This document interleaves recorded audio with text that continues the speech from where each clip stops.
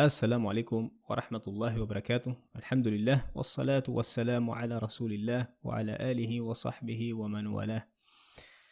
En la sesión anterior habíamos hablado de el ser humano y su dimensión interior, su nafs, y el reconocimiento, digamos, del Corán que hace, es decir, el reconocimiento que el Corán hace de que determinadas personas tienen una condición que les hace no responsables, digamos, de sus acciones y que estas personas, pues que tienen algún tipo de incapacidad o limitación o como se quiera llamar, no deben ser bien tratadas, se les tiene que ayudar a administrar sus cosas. Quienes sean responsables de estas personas pues tienen que tratarles de la mejor manera posible en distintos contextos, como vimos. Y luego vimos un énfasis en la sunna del profeta, es decir, en el camino trazado por el mensajero de Dios. Disculpad si uso estas palabras en árabe. A veces doy por hecho que la gente que me escucha entiende lo que estoy queriendo decir. Entonces, en la tradición del profeta, digamos, se encuentra este énfasis tan grande sobre la medicina, buscar medicinas. Dios no ha hecho ninguna, o sea, cualquier enfermedad que puedas conceptualizar en tu mente, hay una forma de resolverla. Y es parte de nuestra misión de desarrollo moral de la especie humana, el avance médico.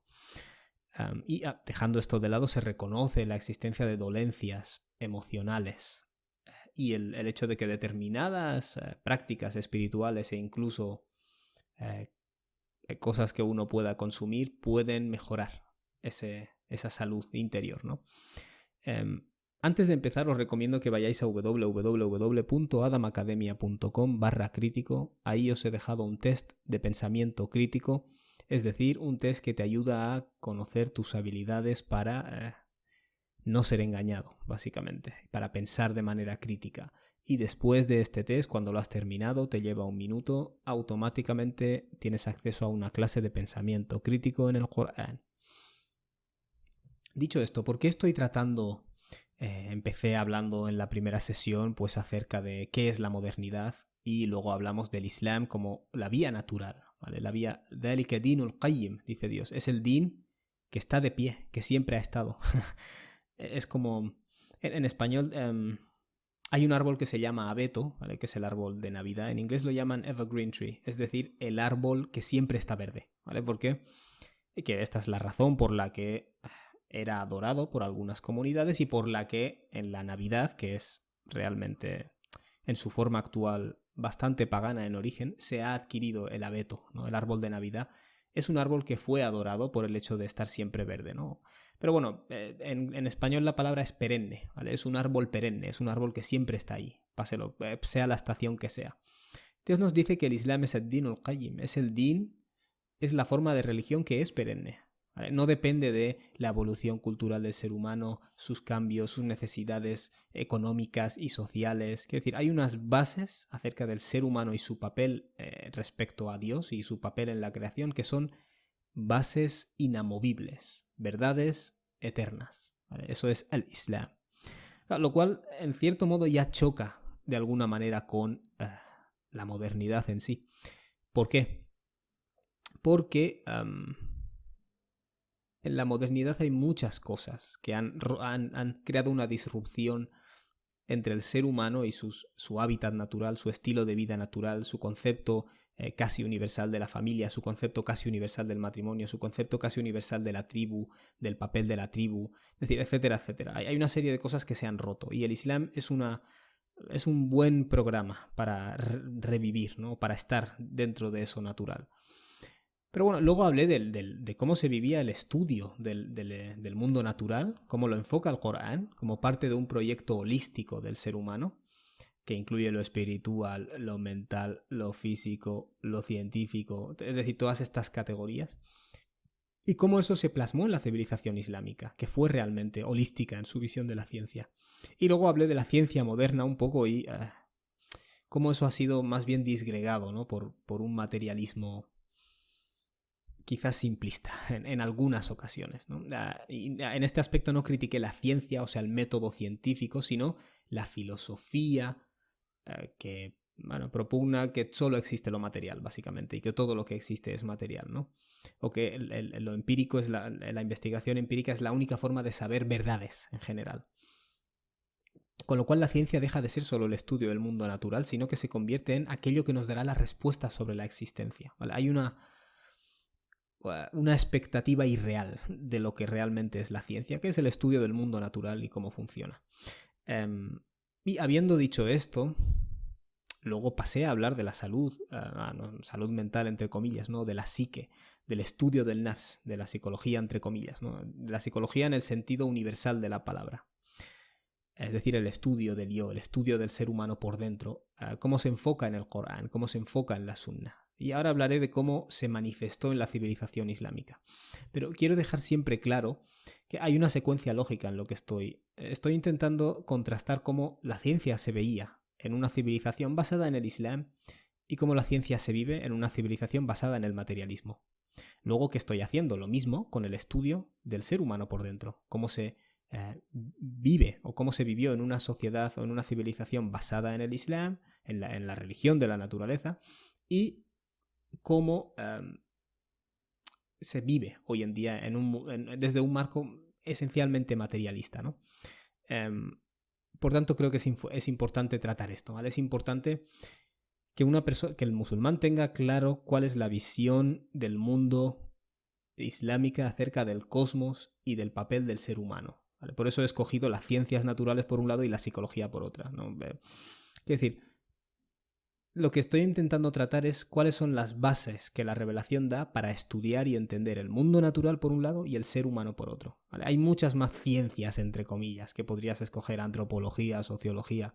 Mi intención aquí no es tratar las ciencias en sí, sino la visión del ser humano y la visión del universo, ¿vale? He dicho ciencia, he escogido psicología porque es la forma más rápida de que la gente entienda estos conceptos, ¿vale? Pero insisto, solo quiero dejar clara cuál es la visión islámica de la creación del universo, es decir, y del papel del ser humano, y de la naturaleza del ser humano.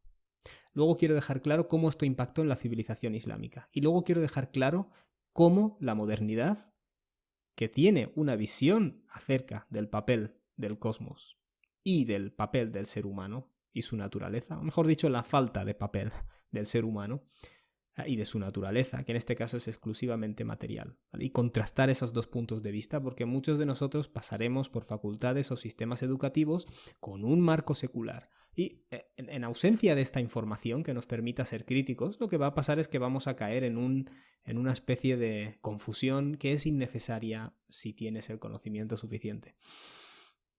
Ya hemos establecido el reconocimiento que hacen el Corán y la Sunna de la importancia de la medicina y el avance médico como parte de un proyecto espiritual y como parte de cumplir con Dios, ¿vale? Es decir, entre comillas, por usar este vocabulario, es parte de nuestras obligaciones religiosas, entre comillas, desarrollar la medicina, ¿vale? Y esto está tan claro en la Sunna, quiero decir, yo creo que hasta habría doctores hoy en día que si les dices cada enfermedad tiene necesariamente una cura, te dirían no lo sabemos. ¿Vale? Pues el profeta ha establecido que sí, ¿vale? Dios no ha hecho descender ninguna enfermedad sin que haya algo que lo puede curar, ¿vale? Pero eso cuesta su tiempo y es parte de la evolución del ser humano, igual que el enviar profetas es parte de la evolución del ser humano. Subhanallah. Muy bien, quiero que entendáis que desde el mismo siglo VII, o sea, cuando el profeta alayhi salam murió en el año 632, es decir, pues ponte a contar, siglo VII, los musulmanes, tan pronto como el siglo VII, en una época en la que en Europa se enviaba a los locos, entre comillas, afuera y se les encerraba, o en algunos casos incluso pues, se les perseguía o lo que sea, y los musulmanes ya habían desarrollado terapia musical, por ejemplo, y terapia de conversación. ¿Vale? ¿Qué es una terapia de conversación? Pues que una persona se sienta a hablar contigo y te ayuda con tus procesos interiores, ¿vale? Que es más o menos lo que hace un terapeuta hoy en día. Y quiero que entendáis que igual que en el caso del estudio del mundo natural, ¿vale? Igual que en el caso de la ciencia, entre comillas, las palabras de Dios, es decir, el Corán, jugaba un papel crucial en esto. Porque como ya hemos tratado, el Corán estableció el tomar cuidado y el tratar de buenas maneras a las personas con problemas especiales y obviamente el papel del desarrollo médico, ¿no? La tradición islámica tiene algo interesante que es es una vía coherente, ¿vale? وَكَذَلِكَ جَعَلْنَاكُمْ أُمَّةً وَسَطًا. Dios dice, hemos hecho de vosotros, y esta es la teoría, se supone que somos una nación intermedia o una nación equilibrada, لِتَكُونُوا شُهَدَاءَ عَلَى النَّاسِ, que enseñamos al resto de la humanidad, hacemos de testimonio para el resto de la humanidad sobre cómo mantener el equilibrio. Subhanallah. Y vemos que el teólogo, es decir, el que estudia cómo entender a Dios o cuestiones metafísicas que aparecen en el Corán y en la Sunna, y los filósofos naturales, entre comillas científicos, y los maestros espirituales, todos contribuían en este desarrollo común, podríamos decir así. Y todos ellos contribuyeron en teorizar acerca de cómo funciona el ser humano por dentro, basándose en el Corán, 1, basándose en la Sunna, 2, basándose en el aql, en la investigación racional, y basándose en el nadar, o la investigación basada en observación, ¿no? O el estudio empírico. Es decir, había claramente, como ya debería haber quedado claro, una práctica científica de hacer investigaciones, de tratar con diferentes personas, llegar a conclusiones racionales, conclusiones testadas, y dentro del marco general que establece el Corán y la Sunna, ¿vale? El marco de acuerdo al cual el ser humano no es reducible a un cuerpo solo, ¿vale? Es algo más complejo. Y hay varios nombres que llaman la atención. Mencionaré cursoriamente algunos de estos nombres y... ¿cómo se llama eso? Mencionaré algunos de estos nombres y algunos de sus avances y sus logros. Quiero dejar claro, para empezar, que yo no soy un experto en estos temas, ¿vale? Cada tema tiene su experto. Pero, por ejemplo, si uno estudia el Islam, tiene que conocer por encima un poco, ¿no?, la historia de la civilización islámica. Quiero decir, los temas, como decimos siempre, están interconectados, no están tan rotos. Uno de los nombres que viene a la mente es Ibn Sina, que probablemente es uno de los primeros que viene. Ya sabéis que en Occidente se conoce a Ibn Sina como Avicena. Avicena es una persona interesante, ¿vale? Y vemos que mucha gente que tiene una obsesión por lo médico también tiene una obsesión por lo filosófico y por la astronomía. Es decir, de alguna manera ven como muy importante estudiar el macrocosmos, ¿vale? La creación grande de Dios, y el microcosmos, el pequeño universo que representa la especie nuestra, el ser humano por dentro, ¿no? Y, o sea, creo que es tan lógico desde una perspectiva islámica que quien estudia una cosa estudia la otra. Pero bueno, en fin. Ibn Sina es conocido por muchas cosas, ¿vale? Una de las cosas por las que es conocido es por escribir un canon de medicina, ¿no? Qanun ut-Tibb. Este canon de medicina fue tan influyente que se utilizó en Europa hasta el siglo de 1700. O sea, tenemos un milenio entero de un manual psicológico utilizado en Europa, bueno, pues compuesto por alguien que estaba muy por delante de su tiempo. Entre las muchas cosas que hizo Ibn Sina es utilizar técnicas o diagnósticos basados en técnicas para diagnosticar a las personas. Diagnosticar, ¿qué quiere decir? Claramente identificar enfermedades interiores, ¿vale? Soy un poco reacio a usar la frase enfermedad mental cuando estoy hablando de gente que vivió hace 1000 años. Perdón, en este caso 1300 años. Porque ellos no lo conceptualizaban así. O sí o no, pero no usaban esa palabra. De hecho, la palabra mente pues tiene poco, creo que tiene 2 o 3 siglos. Hay quienes lo atribuyen a... No sé exactamente cuál es la primera persona, ¿no? Pero la idea de la mente en la Europa moderna, y lo trataremos en la sección próxima, es más bien el cerebro, ¿vale? Es decir, tú tienes estas conexiones químicas que producen esta conciencia, ¿no?, que es el cerebro, la mente. Es bastante más reduccionista, ¿vale? La visión islámica era bastante más entera o más holística, si lo quieres decir así. Y obviamente habrá gente dentro del mundo de la psicología moderna incluso que intenta ser más holístico, por supuesto.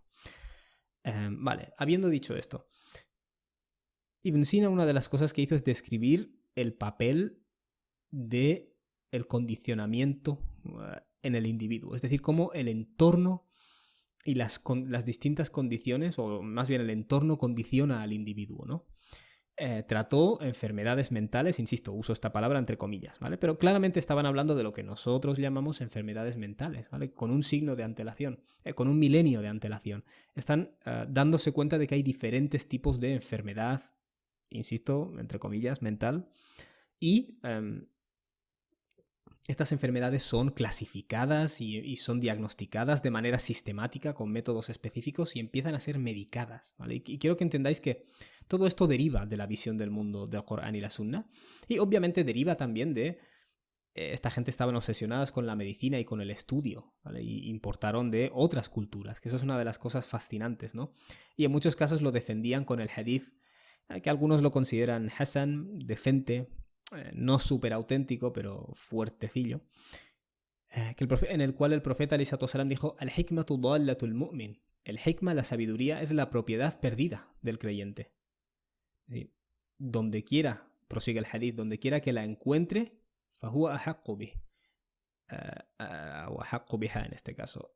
Donde quiera que la encuentre, él tiene más derecho a ella. ¿Vale? Es decir, si yo pierdo, por ejemplo, un teléfono, ¿vale? Y luego me encuentro ese teléfono, es mío, tengo todo el derecho a cogerlo, ¿vale? Entonces, el conocimiento y la sabiduría da igual de dónde venga. Donde quiera que la encuentres, es cosa del creyente, ¿vale? Es cosa del muslim. Todo aquello que sea verdad, que sea beneficioso, es del Islam, entre comillas, ¿vale? No que es algo revelado, pero que es parte de este proyecto de someternos a Dios y de avanzar como humanos. Una enfermedad que trató Ibn Sina, por ejemplo, es la psicosis, ¿no? Y clasificó a la psicosis como una condición independiente, ¿vale? De otras condiciones, ¿vale? De las cuales él mismo habla y de las cuales clasifica, ¿no? Y algo interesante de Ibn Sina es que afirmó que el origen de esto era neurológico y no era algo relacionado con líquidos, ¿vale? Relacionado con líquidos en vocabulario moderno se refiere a químicos del cuerpo, ¿vale? Es decir, no hay cosas líquidas por ahí en el cuerpo, sustancias en el cuerpo que producen este comportamiento, sino que es neurológico, lo cual es, si te paras a pensarlo, es una locura, ¿vale? Porque esto, con un milenio de antelación, es como que mucha gente ni se lo imaginaría, ¿vale? La mayoría de la gente que le preguntas por estas cosas ni se las imaginaría. Y una de las cosas que quiero que tengáis claro después de esta sesión es cómo la civilización dominante, digamos, escribe la historia, ¿vale? Y los musulmanes, los romanos en su día seguro que lo hicieron, y hoy en día la civilización global, occidental, digamos, escribe la historia de manera que parece que todo lo hemos inventado ahora, todo nos hemos dado cuenta ahora. Y algunas de las cosas, luego las señalaré si Dios quiere, algunas de las cosas que atribuimos a determinadas personas, incluyendo en el mundo de la psicología en los últimos siglos, llevaban más de un milenio siendo habladas y existen en libros que están en árabe, a los que se puede acceder, ¿vale? Pero es cierto que mucha de la gente que ha escrito esta historia no ha tenido acceso a ese material y quieras o no, esto es lo de siempre. En fin, trató temas como la medicación, introdujo varias medicinas para calmar, digamos, la tristeza, que esencialmente son antidepresivos, ¿no? Pero insisto, vemos que esto tiene una base en la sunna y tiene una base en la sabiduría, ¿no? Y fue innovador a este respecto, ¿no? Es decir, desarrolló él varias, entre comillas, medicinas, ¿no? Y también el uso de la meditación, etcétera. Otra de las personas pioneras, ¿no? Digamos, dentro de la psicología en el Islam, aquí digo el estudio del nafs, el estudio del yo humano, psicología en el sentido de la palabra, ¿vale? Es Al-Kindi. Al-Kindi escribió un libro llamado Al-Hila li Daf' al-Ahzan que se centraba específicamente en estrategias cognitivas para combatir o luchar contra la depresión, como el nombre indica. Tabari escribió un libro llamado Firdausul Hikma, que se centra en la relación entre el paciente y la persona que va a buscar su ayuda en curas interiores, ¿no? Es decir, en mejorar su estado interior. Que vendría a ser algo así como un manual de ética, de relación entre terapeuta y paciente, ¿vale? Por explicarlo con alguna terminología moderna. Es decir, tiene que haber algo en la relación. Y una de las cosas que llama la atención, y a mí me ha llamado muchísimo la atención de investigar acerca de cómo se abordó la psicología en la civilización islámica, está justamente en esta obsesión con el paciente, podríamos decir, ¿no? Que quizás llama un poco la atención. Pero bueno, Tabari estableció una técnica en el trato o en la terapia podríamos decir así, que busca, digamos, reemplazar una respuesta del cuerpo que es no deseada, como pueda ser el caso de la ansiedad, a través de una, es decir, contrarrestarla con una que sí sea deseada, a través del condicionar de manera opuesta, ¿no? Esto lo llaman hoy en día inhibición recíproca, ¿vale? Pero bueno, es interesante. Naturalmente todos conocemos a Abu Hamid al-Ghazali, que en su libro Ihya Ulumuddin y en otros de sus libros, donde trata el desarrollo espiritual del ser humano, da también unas pautas exhaustivas de la evolución espiritual como una forma de entrenamiento, pero ocasionalmente, si habéis leído el libro, habréis notado que trata a veces esa evolución del nafs, esa evolución del yo, porque, insisto, no hay una línea definitiva entre la mejora espiritual, la autoayuda, no sé qué, y la salud mental, ¿vale? No está desconectado nunca del todo. Y ocasionalmente trata esta evolución espiritual como algo, como yo qué sé, recitar Corán, hacer actividades espirituales, pero ocasionalmente lo trata como algo cognitivo, lo cual llama la atención.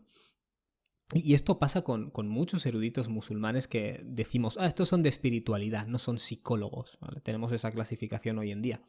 Por ejemplo, Ibn al-Qayyim al-Jawziyya, él trató temas como las decisiones, las motivaciones, las acciones que las personas hacen y los hábitos, ¿no? Ibn al-Qayyim, es decir, cómo la persona pasa del pensamiento a la motivación, a la decisión, a la acción, y la acción se convierte luego en un hábito. Ibn al-Qayyim y muchos de otros eruditos sobre espiritualidad, insisto, cuando digo espiritualidad, mucha gente moderna dirá, pero ¿por qué si estás hablando ahora de psicología, por qué hablas de espiritualidad o mezclas a gente de espiritualidad? Insisto, el Islam es una tradición holística, lo es, ¿vale? El Corán es holística. Es holístico, y muchas de las cosas que trataron estos eruditos sobre espiritualidad son cosas que hoy en día caerían en psicología, es decir, el estudio del yo, el estudio del nafs, ¿vale? Es importante tener en cuenta que esas líneas son en gran medida constructos. Ibn al-Qayyim y otros eruditos de este lado más hanbali, digamos, del espectro, es interesante que utilizan mucho vocabulario del Corán para describir estos procesos. Es muy interesante, para mí es muy interesante, en fin. Al-Balkhi, que es uno de los grandes nombres, diagnosticó y clasificó fobias, muchas fobias, miedos, es decir, y conductas obsesivas. Y de hecho diagnosticó un tipo de conducta obsesiva que es esencialmente lo que hoy llamamos trastorno obsesivo compulsivo, ¿vale? Es decir, mucha gente te dirá, el trastorno obsesivo compulsivo ha sido descrito hace, yo qué sé, 2 siglos. Bueno, eso es muy cuestionable, porque cuando empiezas a abrir estos manuales escritos hace 1200 años por estos eruditos, estos psicólogos, entre comillas, musulmanes, o eruditos del nafs, eruditos del ser humano, del yo, de la psique, de la mente, si quieres, verás que trataron y describieron estas enfermedades, es decir, obviamente con nombres en árabe, ¿no? Pero bueno, en fin, Al-Balkhi era psicólogo, en términos de lo que hoy en día llamaríamos psicólogo, era teólogo también, lo cual es bastante lógico en el Islam, por supuesto. Su gran pasión creo que era la geografía. En fin, escribió un libro llamado Masalihul Abdan wal Anfus, es decir, las cosas, la reforma o las cosas que benefician a los cuerpos y a los anfus, ¿vale? El nafs es difícil de traducir en castellano, ¿vale? Nafs no es el alma, porque el alma es más bien el ruh. El nafs es más tangible, realmente es algo relacionado con tu cuerpo, ¿no? Es como el camino intermedio que hemos dicho entre el cuerpo y lo intangible, que incluye en este caso la mente. Pero bueno, en fin, el título de esta obra es significativo, ¿no? Porque vendría a ser algo así como las cosas que ayudan a curar, a mejorar, a reformar los cuerpos y las mentes, ¿no? Si lo quieres decir en el cuerpo y la mente, en vocabulario moderno. En fin, para él las dolencias interiores, es decir, las dolencias del nafs, enfermedades mentales, vamos a usar esa frase, las trata como algo más serio que las enfermedades físicas, ¿vale? Y en esto él incluye estos trastornos obsesivos, ¿no? La ansiedad, es decir, el miedo patológico y la tristeza patológica, supongo, la depresión. Y de hecho él distingue claramente entre la simple tristeza y la depresión, a la cual llama jaza, y identifica que existen causas externas y causas internas. En otras palabras, identifica la existencia de causas que hoy en día llamaríamos genéticas, ¿no? De lo que es la depresión. Que todo esto mucha gente dirá, bueno, sí, no. Quiero decir, es 1000 años antes de lo que creemos. Creemos que estas cosas se han descubierto recientemente y ya estaba escrito por científicos que se basaban en una visión del mundo coránica. Y atribuyó también, por ejemplo, entre las causas internas, falta de equilibrio entre los temperamentos, ¿no? Claro, el problema de estas cosas es que a veces las quieres traducir a vocabulario moderno para que se entienda, ¿no? Hoy en día diríamos desequilibrios químicos, ¿no? Por ejemplo. En fin, trató... es decir, fijaos, una de las cosas interesantes de Al-Balji es que planteó tipos de terapias, ¿vale? Para personas con depresión, con ansiedad y con trastorno obsesivo-compulsivo. Y una de las cosas que trató es la existencia, pues, de un tratamiento basado en medicinas y un tratamiento basado en hablar, ¿vale? Que es hoy en día la terapia de hoy, en la que te sientas y hablas con otra persona, ¿no? Y de hecho él dijo, en muchos casos lo que hará falta es una combinación de las dos cosas. Subhanallah. Es decir, que lo que hoy en día identificamos como terapia y creemos que es moderno, bueno, estaba bastante conceptualizado. Quiero decir, al fin y al cabo, esa combinación entre una terapia y un tratamiento médico, subhanallah, en fin, trató en detalle factores que pueden conducir a la ansiedad. Factores internos, factores del entorno, factores sociales, etcétera, ¿no? Por cierto, he dicho trastorno obsesivo-compulsivo, así de una forma muy... eso es una frase moderna, realmente Al-Balji no usó esa frase, ¿vale? Pero sí, al fin y al cabo lo que él llamaba era al-waswas al-qahri. Waswas es obsesiones, ¿vale? Es decir, todo el rato tienes que hacer una cosa, ¿vale? Como la gente que hace vudú 20 veces y luego te dice, no sé si he hecho vudú. Bueno, tío, pues... O gente que empieza a hacer vudú y luego se olvida, vuelvo a empezar, ¿vale? Pero hay gente que hace esto, por eso se llama qahri. Qahri es... qahr es compulsión, ¿vale? Cuando estás obligado a hacer algo, compulsión, esencialmente qahr. Qahri quiere decir compulsivo. De hecho es bastante literal, ¿vale? Obsesión compulsiva en este caso. Otro de los grandes nombres es Abu Bakr al-Razi, que fue director del principal hospital de Bagdad y fue pionero en el tratamiento psiquiátrico. Y de hecho, la primera persona, creo, de la que hay registro, o hasta donde yo he podido ver, que hizo un seguimiento a las personas después del tratamiento psiquiátrico. ¿Vale? Aquí estamos hablando de tratamiento psiquiátrico en Bagdad 1000 años antes de que hubiera psicología aquí. O de que hubiera lo que hoy en día identificamos como psicología. Abu Bakr al-Razi, ¿qué es lo que hace cuando las personas terminan su tratamiento psíquico con las terapias de hablar? Es decir, las terapias verbales, las sesiones de terapia, ¿no? Diríamos hoy en día, y el factor médico relevante. ¿Qué es lo que hace? Los manda a casa y les da una ayuda financiera. También desconozco de qué presupuesto disponían para hacer estas cosas, pero lo que más me ha impactado es lo humano que era todo en esos hospitales, ¿vale? De los cuales voy a hablar ahora. Lo que hace es mandar a la gente a casa y ayudarles, o el hospital en sí, ¿no? Esto es algo organizado, lógicamente. Ayudan al paciente económicamente durante un tiempo con la intención de que puedan reinsertarse en la sociedad y se les hace un seguimiento, ¿vale? Pero insisto, la relación con el paciente es casi como la relación está en el mundo espiritual islámico, ¿no? Del sheikh y el discípulo. Y está relacionado, quiero decir, es lógico que en la civilización islámica se hubiera visto esto, ¿no? Abu Bakr al-Razi documentó muchos casos de problemas mentales, clasificó, por supuesto, y tiene un libro llamado At-Tibbu Rawhani, algo así como la medicina espiritual, no sé, donde vincula mucho de su visión de la salud mental al Corán y la Sunna. El primer hospital psiquiátrico en Bagdad, hospital psiquiátrico con todo lo que esa frase indica, ¿vale? Porque damos por hecho esto, hospital psiquiátrico, sí, es decir, un lugar donde a los locos se les atendía médicamente, no se les ataba ni se les trataba como locos. es muy raro, ¿vale? Y estamos hablando del primero registrado en Bagdad en el siglo VIII, ¿vale? Es decir, el profeta muere en el año 632 y se expande el Islam a lo largo de ese siglo. En el siglo del año 700, ¿vale? Ya existe este primer hospital. Y desde ahí verás que se empiezan a construir muchos. En el siglo IX, es decir, el siglo del año 800, ¿vale? No 1800, 800, se construyen muchos hospitales, ¿vale? Y una de las cosas que tenían estos hospitales es que se construían en los centros de las ciudades. ¿Por qué? Porque el Islam enseña a visitar a los enfermos. Y de esta manera habría gente que en cumplimiento de esta orden islámica iría a los hospitales y visitaría a las personas y les haría compañía, etc. Cosas que hoy en día nos parecen impensables, ¿no? En el mundo individualista en el que vivimos. Y otra cosa que me llama la atención, y por cierto, se sabe esto, todo esto se sabe porque hay viajantes que lo registraron en sus crónicas, tanto musulmanes como viajantes que fueron de Europa en otros momentos más adelante de la historia y lo registraron todo esto. O sea que esto es historia registrada. Y una de las cosas que se hacía en estos hospitales era poner jardines y fuentes, ¿vale? La gente que hayáis visitado, yo que sé, la Alhambra y ese tipo de cosas, sabéis la obsesión que tenían los musulmanes con el impacto de la naturaleza. Y porque el Corán, digamos que conecta al humano con la naturaleza mucho. El impacto de la naturaleza en nuestro estado emocional, ¿vale? Es decir, el simple hecho de tener fuentes y escuchar el ruido del agua, ¿vale? Eso es tan fitri, es tan esencial en el humano.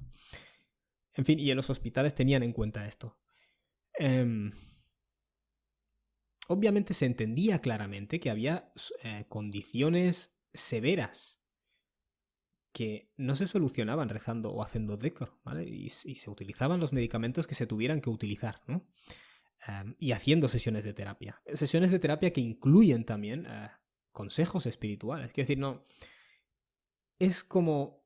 Viendo hoy en día la disgregación que tenemos entre lo mental y lo espiritual, parece ciencia ficción cuando investigas que algún día existió esto.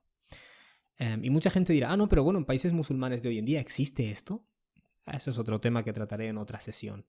Pero los países musulmanes de hoy en día generalmente no han edificado toda una psicología en un marco islámico. Lo que han hecho es importar la psicología moderna con sus disgregaciones en algunos casos y, bueno, pues yo que sé, a lo mejor te ponen un hadith por ahí en medio, lo típico, para que suene más islámico.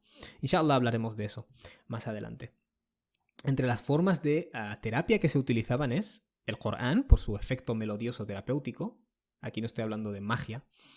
Y música, también había terapia musical, ¿vale? Es cierto que los eruditos más conservadores podían poner objeciones a estas cosas y las pueden poner hasta hoy, pero muchas otras personas y eruditos no veían problema en si estas cosas eran beneficiosas para la salud, quienes consideraran que no había problema con esto, en que se usara. También se usaban duchas, se usaban aceites, se usaban masajes, y el paciente era extremadamente central.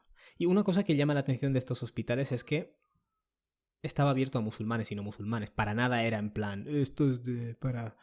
No creo ni que se les hubiera pasado por la mente que si viene un enfermo mental no musulmán, hay que darle algún tipo de trato secundario. Y esto es algo que me llama mucho la atención porque cuando yo he tenido algún familiar enfermo, el hospital particularmente en el que ha estado, me ha parecido una cárcel. Quiero decir, igual que los institutos parecen cárceles. Y lo que se dice, lo que se cree, bueno, lo que básicamente es que se diseñaron después de la revolución industrial imitando el modelo de las fábricas. Claro, con razón parece cárceles todo. Los hospitales parecen cárceles. En fin, cuando yo tenía un familiar enfermo, yo pensé, hay mucha ciencia acerca de la felicidad. Se ha estudiado mucho qué cosas nos contribuyen a nuestra felicidad, como por ejemplo determinados aromas, olores, sonidos, el verdor de la vegetación. ¿Por qué no se ha construido el hospital adaptándolo a eso? ¿No? O sea, el hospital es paredes grises, suelos grises, techos grises, puertas que parecen de celdas y camillas, y es todo sistemático. Vengo por la mañana, recojo a este paciente, le doy esta medicina, lo vuelvo a meter, luego voy haciendo el repaso. Quiero decir,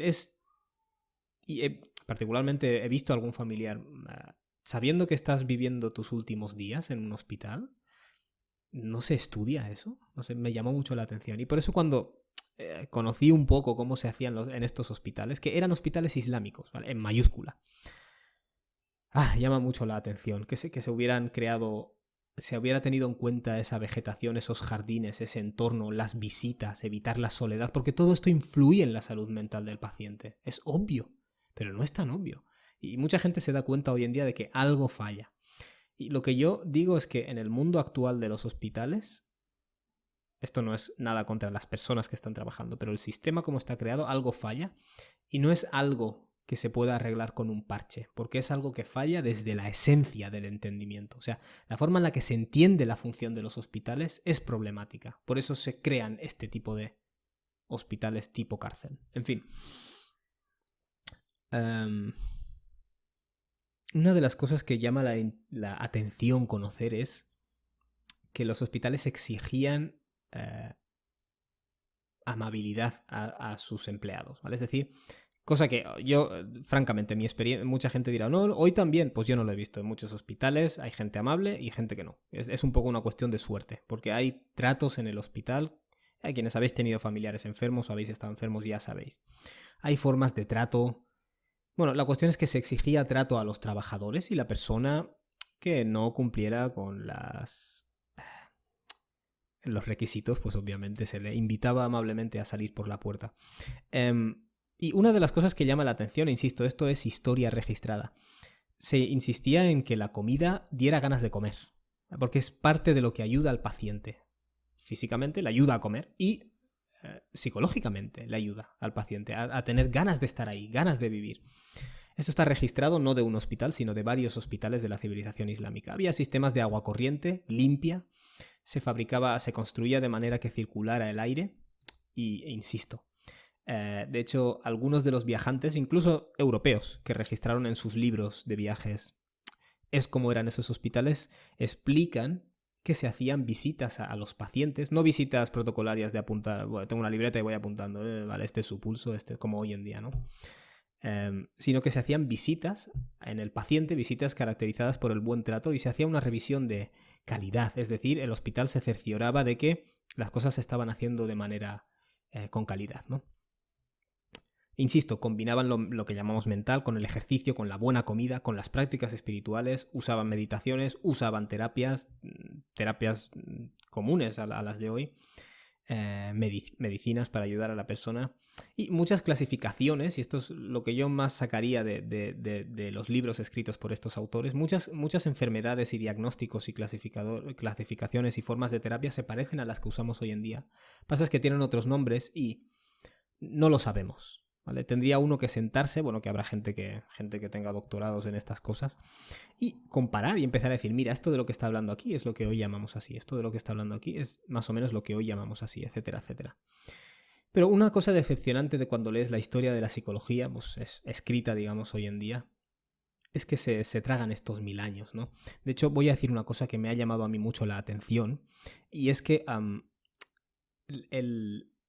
por ejemplo, Ibn Sina habló del papel del condicionamiento sobre el individuo. Esto se atribuye hoy en día a Pavlov. Tú lees hoy en día sobre psicología y se te dan nombres sobre quiénes fueron los primeros que inventaron estas cosas.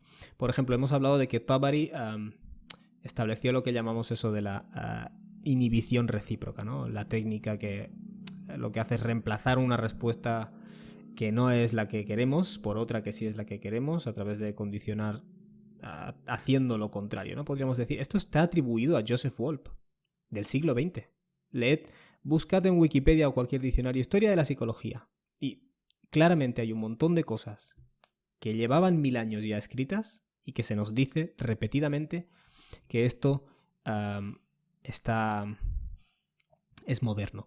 De hecho, no recuerdo de cuál de estos autores, porque es tanta la información, pero uno de ellos desarrolló esto es muy interesante, desarrolló una escala de motivaciones en el ser humano que es prácticamente lo mismo que la jerarquía de Maslow. Y me llama la atención que creemos que esto es algo reciente.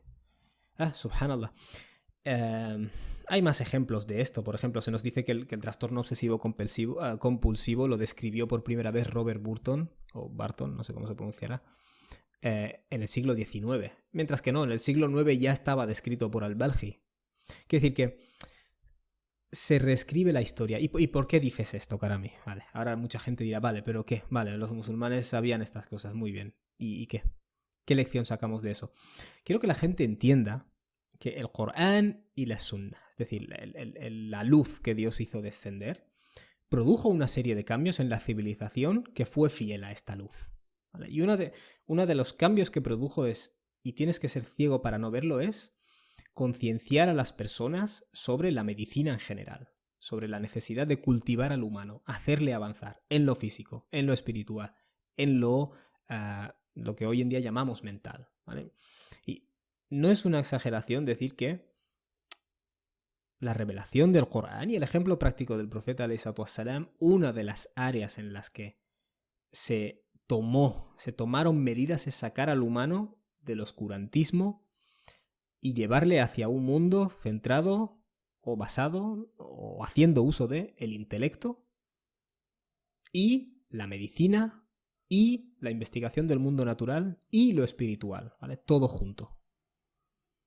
Y esta civilización, o sea, ¿a dónde estoy intentando llegar? La civilización islámica desarrolló en gran medida mucho de lo que hoy en día es psicología y creemos que es de una invención reciente. Y lo desarrolló inspirado por el Corán. ¿Vale? Quiero que entendáis eso. ¿Vale? Quiero que entendáis que es una de las luces que el Corán enciende, es la luz de el interior del ser humano, ¿vale? Lo que podríamos llamar salud mental, entender al ser humano, ¿vale? Pero entenderle de manera holística, incluyendo sus aspectos más físicos y los no tan físicos, y la interconexión que hay en esto. Aquellas cosas que se pueden solucionar espiritualmente y aquellas cosas que necesitan de una terapia y de medicina y la combinación de todas estas cosas. Es una civilización producida por el Islam. Centrada en el conocimiento, amante del conocimiento, amante de la psicología. Y aquí digo psicología en el sentido de la palabra, es decir, conocer al humano por dentro, conocer la psique del humano. Inshallah, en nuestra próxima sesión hablaremos de la psicología moderna y un poco el contraste, ¿vale? Y bueno, pues que muchos musulmanes modernos les gusta la psicología o les gusta entender al ser humano, estudian ciencias naturales, estudian ciencias sociales y a eso dedicaremos otra sesión, ¿vale? ¿En qué cosas tiene que estar alerta la persona? Bueno, barakallahu fikum, que Dios os bendiga, gracias por haber estado aquí pendientes. Y os recomiendo una vez más que vayáis a www.adamacademia.com/crítico y hagáis el test de pensamiento crítico que os he dejado allí. Después de acabar este test, que os llevará un minuto, se os llevará una clase de pensamiento crítico en el Corán.